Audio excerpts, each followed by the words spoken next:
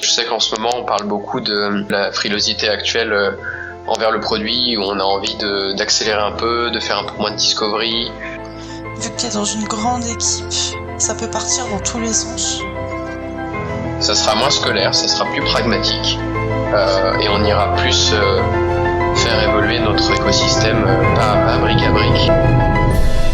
Bonjour et bienvenue dans ce nouvel épisode du calendrier de l'Avent du produit.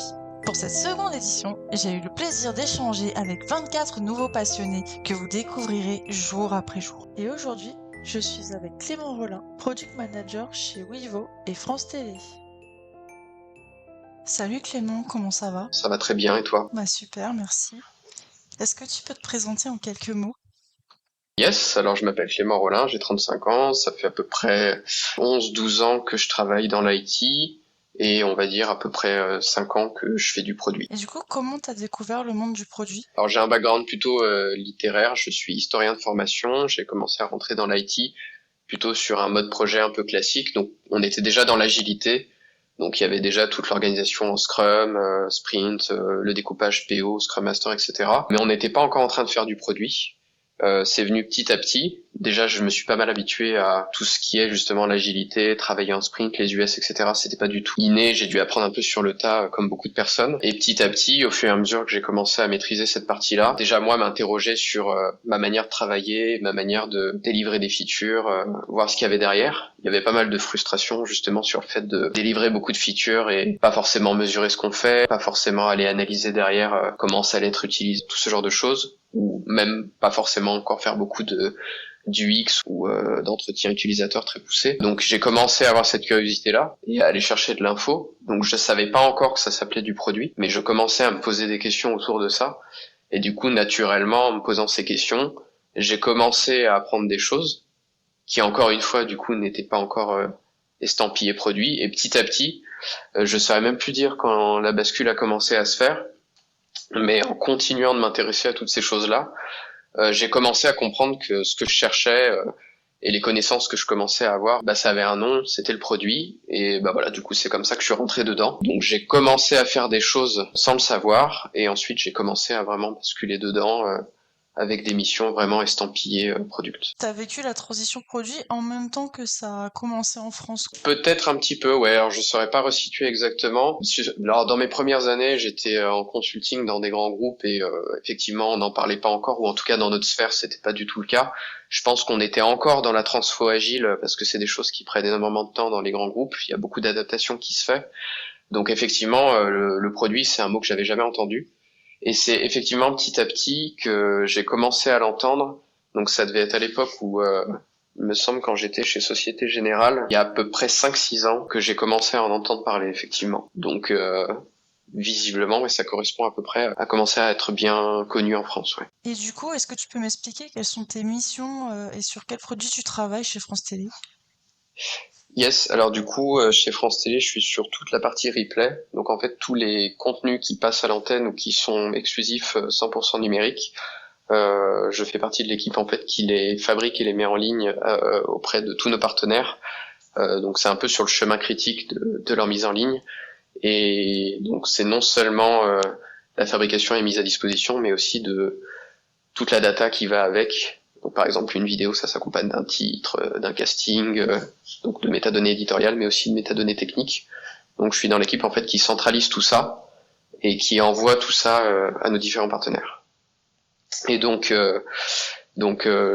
cette équipe, je suis PM, donc j'ai pas mal de responsabilités en delivery, mais aussi pas mal de responsabilités de priorisation, de vision sur l'année, de discussion avec les parties prenantes, de réception de nouveaux besoins, que ce soit des besoins, on va dire, plutôt petits ou moyens, qu'on n'a pas pu forcément prévoir à l'échelle de l'année, ou réception aussi de nouveaux besoins un peu plus stratégiques pour lesquels on a besoin de se poser un peu plus. Voilà. Et conduite aussi mise en place de conduite de discovery, de la stack data, etc. Et on en reparlera un peu après, mais aussi toute l'évolution de l'équipe dans laquelle je travaille par rapport à sa maturité produit. On est une équipe très très tech. On est parfois pas mal challenger là-dessus. On n'a parfois pas le temps de faire comme on voudrait. Et du coup, j'ai une bonne partie de mon travail qui concerne ce sujet-là aussi. Et du coup, tu m'avais parlé de redéfinir la vision. Est-ce que tu as eu des freins quand tu as dû redéfinir la vision produit en tant qu'externe dans un grand groupe? Si on pense au classique, je suis externe, donc c'est un peu compliqué de redéfinir une vision. Pas du tout. J'ai la chance d'avoir une assez grande autonomie là-dessus de mon côté. Donc j'ai jamais été challengé sur le fait que ça serait pas à moi de le faire ou que j'aurais pas toutes les billes, etc. Donc ça c'est très cool. Là où j'ai eu plutôt des difficultés, c'est que, comme je disais, comme on est une équipe très tech, qu'on est sur le chemin critique, on n'a parfois pas le temps de réfléchir à ces éléments-là. Donc je suis reparti d'une vision qui était un peu datée, qui avait pas forcément été revue. L'équipe avait tourné aussi, donc les nouveaux avaient pas forcément connaissance de ça, ou en tout cas la connaissaient plus. Finalement, en fait, mon plus gros frein, c'est de trouver le temps et d'intéresser l'équipe technique, puisque j'ai une équipe qui est très back et qui parfois est pas forcément intéressée ou a pas forcément même la vision de ce qu'on veut faire exactement, de comment on va le faire. Parfois, ils n'ont pas forcément envie de participer ou ils se demandent comment ils peuvent participer. Donc en fait, avant même de pouvoir commencer à travailler, à mettre en place une vision, j'ai énormément d'évangélisation à faire sur pourquoi je veux le faire et comment je veux le faire. Donc on va dire que les freins, c'est plutôt ça. Une fois que j'arrive à un peu avancer là-dessus, je pense que finalement, travailler à la définir, sans vouloir trop exagérer, c'est presque une formalité, puisque une fois que j'ai embarqué tout le monde, on y réfléchit, on fait des ateliers, on arrive à la définir. Mais voilà, j'ai plutôt ce travail de prérequis d'embarquer tout le monde au préalable. Et du coup, par rapport à ça, tu m'avais dit que tu coordonnais une grande équipe. Comment est-ce que tu fais pour coordonner autant de personnes? Est-ce que tu as des méthodes pour faire ça? Et est-ce que tu as dû faire des sacrifices dans ton travail? Oui, alors du coup, en fait, je suis dans une équipe d'une quinzaine, vingtaine de personnes, puisqu'en fait, on est un PM, 3 PO, 3 QA, une UX UI et 10 développeurs. Donc ça fait beaucoup de personnes. On n'est pas du tout dans le la recommandation de Scrum d'être plutôt sur une équipe d'à peu près 7 personnes. J'ai tout de suite pu réaliser qu'effectivement la recommandation n'était pas mauvaise, puisqu'effectivement c'est compliqué de coordonner autant de personnes. Donc c'est un peu un défi au quotidien. C'est quelque chose qui nous prend pas mal de temps avec les PO. On remarque régulièrement que des cérémonies qui sont bien adaptées pour un nombre de personnes entre 5 et 7, donc c'est bien adapté. Par contre, pour une quinzaine, vingtaine de personnes, c'est tout de suite plus compliqué. Je donne un exemple, un sprint planning, là où il m'était plus facile de garder engagé 6 personnes dans une même salle autour d'un sprint planning où on va discuter du sprint goal, parler de certains tickets, etc. Avoir 18 personnes dans une salle à discuter de ça, c'est beaucoup plus difficile de garder les gens engagés sur tous les sujets en permanence, surtout sur des meetings aussi longs. Donc voilà, c'est effectivement des choses sur lesquelles on a pas mal de difficultés. Donc je fais régulièrement des sacrifices sur parfois. Il faut être capable d'accepter que le sprint planning va peut-être être un peu moins long, ou qu'on va peut-être faire plus de pauses, ou il faut apprendre à faire tourner les intervenants pour dynamiser un peu la chose. On a encore jamais vraiment atterri sur la bonne manière, hein. On fait pas mal de tests, on itère. Dernièrement, alors pas forcément sur les grosses cérémonies de style sprint planning, mais pour tout ce qui est plutôt refinement, discussion technique autour de tickets, on avait aussi l'habitude d'avoir un gros meeting où on pouvait creuser techniquement le ticket, ou pour que tous les développeurs puissent donner leur avis. Et en fait, on se rend compte que c'est très difficile en fait de faire intervenir 10 développeurs sur un ticket, surtout quand souvent le lead dev est présent. On va très souvent avoir cette tendance où le lead dev va prendre un peu la parole et les développeurs vont finalement le laisser proposer la solution et pourront pas vraiment challenger. Donc sur ce genre de meeting, par exemple, on est plutôt en train de se diriger vers plutôt multiplier des meetings avec des équipes réduites. Je vais plutôt embarquer 3 devs pour aller discuter de 5-6 tickets, un peu en mode task force, plutôt que d'essayer de travailler ça avec trop de personnes. Et ensuite, les meetings avec beaucoup de personnes, c'est plutôt on va dire, de la lecture-validation. On va pas pouvoir être vraiment dans du travail actif, quoi. Donc voilà, Marocco du coup ça serait plutôt déjà n'ayez pas d'équipe aussi grosse, c'est compliqué. Mais si vous avez une équipe aussi grosse, essayez sur des cérémonies ou meetings où vous avez vraiment besoin que les gens soient engagés dans du travail actif, de l'atelier, de la découpe de user story, de l'échange technique, de l'échange sur la faisabilité, etc. Voilà, réunissez plutôt une plus petite équipe avec laquelle vous allez pouvoir en tout cas préparer le travail ou pré-mâcher ou en faire une bonne partie. Et ensuite, quand vous êtes avec toute l'équipe, vous dites avec un tel et un tel, on a travaillé là-dessus, sachez que la conclusion c'est ça. Si quelqu'un a quelque chose à rajouter, n'hésitez pas à nous en faire part. Ou est-ce qu'on a estimé cette US, est-ce que ça vous paraît plausible? Est-ce que quelqu'un a une remarque sur est-ce que ça paraît plus compliqué que ça ou plus simple que ça? On va plutôt atterrir sur ce genre de choses. C'est encore en cours de test, mais j'ai le sentiment que ça va bien nous aider de découper le travail comme ça. Et du coup, c'est toujours les 3 mêmes personnes quand tu fais des mini sprints?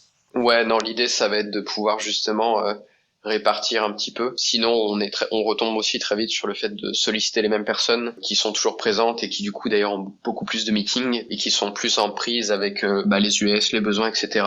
Et des profils qui seront un peu trop tech. J'ai pas eu le temps de discuter les US ou d'y réfléchir. Je vais plutôt être dans la réalisation. Nous, on préfère en fait faire en sorte que les gens aient un peu tous les mêmes connaissances. Donc, on préfère inviter des personnes différentes. D'ailleurs, c'est aussi comme ça que tu peux engager les personnes. C'est si t'en as pris 3 pour discuter de telle feature et que t'as fait la découpe avec eux, et 3 autres différents avec qui t'as découpé telle autre feature, t'as des gens qui sont engagés sur ces trucs-là et qui peuvent déjà t'aider toi en présentant ça aux autres développeurs. Si toi t'es pas dispo et qu'il y a des questions tech, eux ils ont été là pour faire le découpage à ta place et pour bien prendre le besoin et tout. Donc voilà, ça te fait aussi des relais et voilà, comme je disais, ça les engage plus. Donc moi je recommanderais de faire varier un peu les profils. C'est ma question, je l'ai mal formulée. C'est plutôt, est-ce que dans les groupes, tu sais, tu t'essaies de penser comme des mini squads? Ah oui, oui, c'est un peu ça, oui. Genre, ok. Oui, oui, Donc oui. c'est toujours les 3 mêmes personnes. C'est toujours les 3 mêmes personnes. Par exemple, ces 3 personnes-là s'occupent de ça, ces 3 personnes-là s'occupent de ça, etc. Comme une mini squad. En fait, les développeurs devenaient trop spécialisés et ils étaient pas assez nombreux pour qu'on ait suffisamment de développeurs par feature team. Donc dès qu'il y avait des absents, des absents en vacances, malades, etc. Très vite une feature team pouvait se retrouver complètement exsangue. Donc on a préféré regrouper tout le monde dans la même team. Donc tout le monde peut bosser un peu sur tous les sujets. Mais par contre effectivement sur chaque feature on fait des mini squads pour commencer le travail et présenter ensuite à l'équipe. Et du coup, France Télévisions, c'est une entreprise de service public. Est-ce que cette particularité, elle influence la manière de faire du produit? Alors à mon niveau, oui un petit peu mais pas tant parce que je suis pas forcément responsable des contenus qui vont être présentés à nos partenaires. Moi, je fais que, entre guillemets, que publier ce qui m'a été demandé. À la limite, les seules contraintes que j'ai, c'est surtout en termes de marché public. Donc, dès que j'achète une solution, qu'elle soit technique ou fonctionnelle, même ne serait-ce qu'un outil pour mon équipe, choisir ce que je veux et le lancer. On a des appels d'offres à publier, un candidat à sélectionner. Après des entretiens, etc. Donc, sinon à mon niveau, ouais, j'ai pas vraiment de contraintes, mais j'ai parfois des demandes liées à ces contraintes. Par exemple, à France Télé, on a des quotas sur tout ce qui est production française, qu'il faut qu'il y ait un certain nombre de contenus français ou européens dans le catalogue. Donc, je sais que parfois j'ai des demandes d'extract de data pour auditer justement qu'on est bien dans les quotas. Mais en soi, voilà, c'est pas moi qui vais aller ajuster ce quota ou vérifier qu'il est bon. Je vais plutôt aider les gens à vérifier qu'on le respecte. Donc en soi, je pense que par rapport à d'autres équipes à France Télévisions, je j'ai pas trop de contraintes à mon niveau.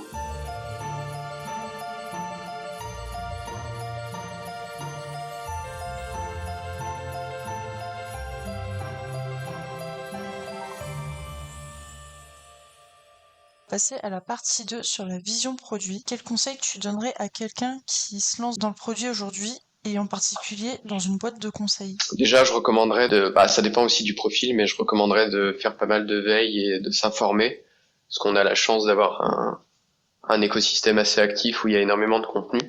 Donc ça peut faire un peu beaucoup pour quelqu'un qui se lance dedans, mais l'avantage aussi, c'est qu'en sélectionnant les bons sujets, on est quasiment sûr de trouver de la ressource. Et après, un conseil au global, c'est de surtout pas avoir peur de parler aux gens et d'aller au devant. Une bonne partie de notre métier, ça a été dit et répété maintes fois par plein de personnes dans plein de podcasts et plein d'articles.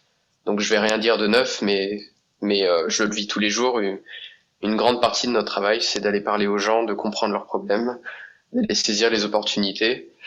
Parfois, c'est un peu frustrant parce qu'on aimerait bien se poser et faire avancer un peu notre travail. Je sais pas, j'ai tel discovery à faire avancer, j'ai tel ticket à rédiger, il faudrait que je mette à jour un peu mon release plan, ce genre de trucs.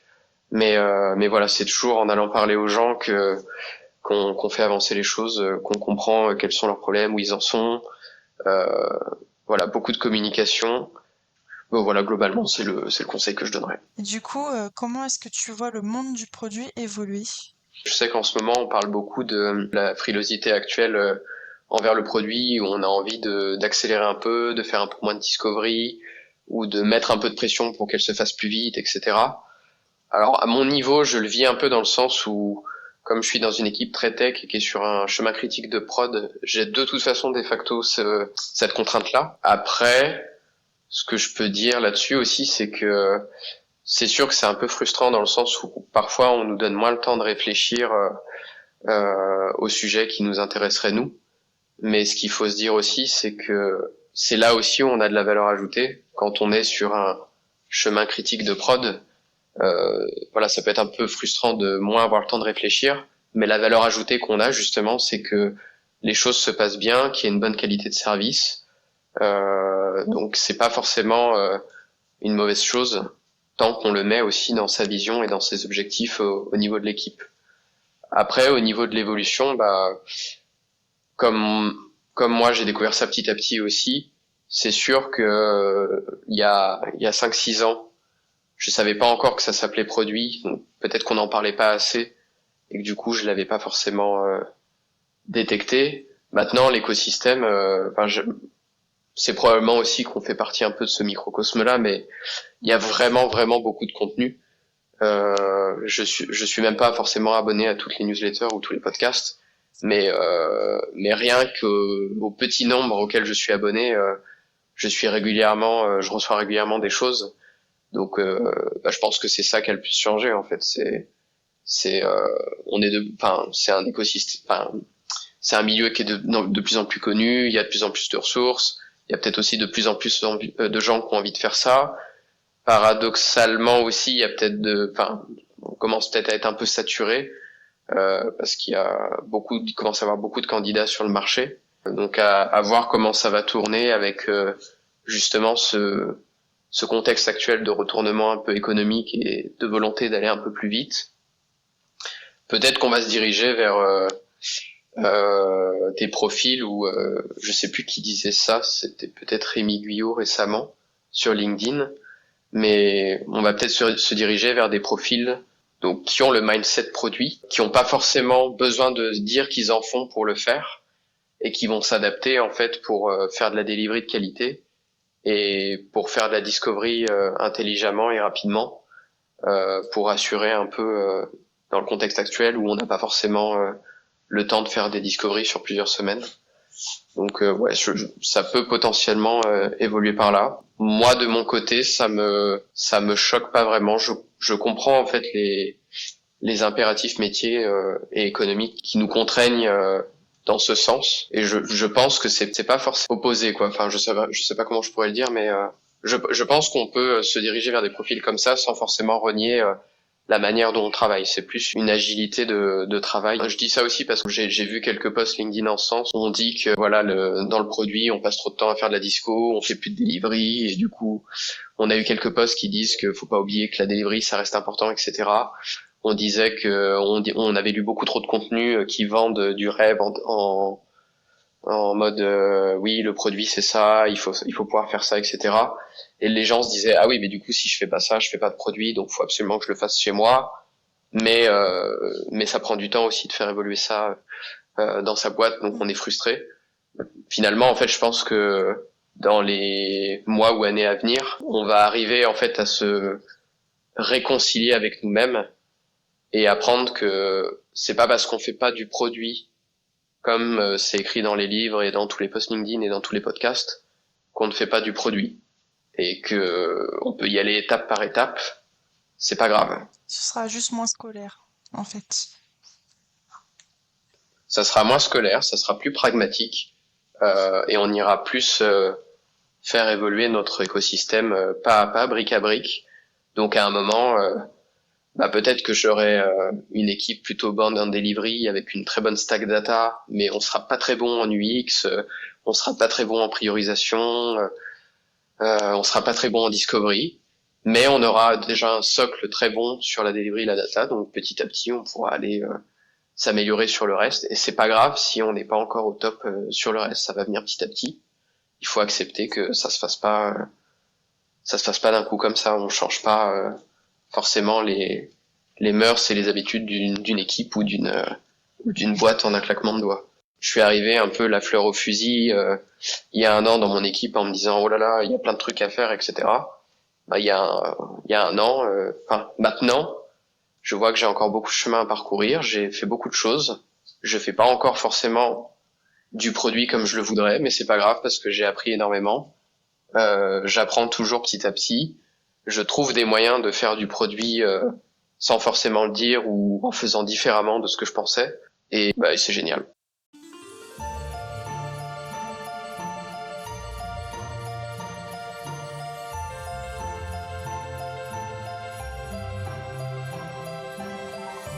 On va passer à la partie 3. Comment insuffler la culture produit quand tout est à construire dans l'équipe? Alors pourquoi est-ce que tu as choisi ce thème? C'est parce que du coup c'est quelque chose auquel je suis confronté un peu tous les jours depuis un an que je suis en mission. Mes dernières missions étaient dans un contexte produit qui était pas du tout remis en cause ou qui était déjà mis en place. Là, je suis dans une équipe où, alors, il n'est pas forcément remis en cause, juste il n'est pas forcément mis en place comme il l'était dans mes missions précédentes. Donc finalement, j'ai beaucoup à construire et du coup, comme je disais tout à l'heure, je suis arrivé un peu fleur au fusil avec toutes mes expériences précédentes, avec des trucs que j'avais fait qui avaient marché ou parfois moins bien marché. Je me disais bon j'ai juste à faire ça et ça va rouler. Et en fait, déjà d'avoir une équipe très tech et une grande équipe, ça fait que les choses prennent du temps. D'être une équipe aussi qui est sur le chemin critique pour la prod, c'est pas mal d'imprévus parfois ou pas mal de sujets qu'on n'avait pas anticipés. Donc c'est aussi des perturbations qui font qu'on n'avance pas assez vite, pas aussi vite qu'on le voudrait. Et du coup voilà, c'est pour ça que j'ai choisi ce sujet, c'est que c'est vraiment ma problématique du moment. C'est savoir faire des choses dans un contexte déjà tout paramétré entre guillemets produit, et vouloir ensuite faire évoluer une équipe vers ce setup-là. C'est pas aussi simple qu'on ne le croit. J'étais peut-être un peu trop naïf à vouloir lancer trop de sujets et à penser que ça irait aussi vite. Mais voilà, c'est pour ça que j'ai choisi ce sujet. Est-ce que tu as des méthodes pour communiquer, pour fluidifier la communication? Vu que tu es dans une grande équipe, ça peut partir dans tous les sens. Surtout que du coup on est sur du mi-présentiel, mi-télétravail. Donc déjà on observe pas mal de différences entre comment ça se passe entre un jour et l'autre. L'avantage du présentiel, c'est qu'on est tous sur le même plateau et que on voit très régulièrement les gens se lever pour se parler ou parfois des infos un peu criées d'un bout à l'autre de l'open space. Enfin, c'est facile, on se lève, on va parler à quelqu'un ou on lui demande un truc à l'autre bout de la pièce, c'est facile. En télétravail, c'est un peu plus complexe. On a un peu moins cette facilité. Déjà niveau outils, évidemment tout ce qui est messagerie instantanée, c'est la base. Après niveau rituel, on a toujours le daily assez classique, mais non. Sinon niveau méthode, honnêtement rien de forcément très original. On demande à l'équipe d'être réactive et proactive quand elle a besoin de faire passer de l'info, de bien utiliser le canal commun à toute l'équipe pour faire passer les infos essentielles. On a aussi découpé les canaux de communication en plein de sous-canaux quand les équipes travaillent sur des features en particulier pour pas gêner et justement pour pas surcharger l'équipe en information. Ne pas hésiter aussi à forcer l'envoi d'une notif en cas d'incident de prod, par exemple, ce genre de choses. Mais voilà, globalement, honnêtement, rien de forcément très révolutionnaire de ce côté-là. Bah écoute, merci beaucoup d'avoir participé à ce calendrier. Avec Est-ce plaisir. que tu as un petit mot de la fin? Un petit mot de la fin, c'est le moment où on a envie de dire un truc spirituel. Inspirez-vous des contenus qui sont publiés un peu partout dans l'écosystème pour avoir des idées, pour tester des choses. Mais après, à côté de ça, surtout, ne vous frustrez pas parce que vous n'avez pas été capable de tester tel ou tel framework, vous n'avez jamais été capable de faire, de bosser dans le produit avec telle ou telle chose. Juste kiffez ce que vous faites, testez des trucs. Vous aurez plein d'opportunités dans d'autres missions de tester d'autres manières de faire. Donc faites au mieux dans ce que vous pouvez. Apprenez, testez des choses, échouez. C'est ça qui est le plus intéressant dans notre métier. Merci d'avoir écouté cet épisode, j'espère que ça vous a plu.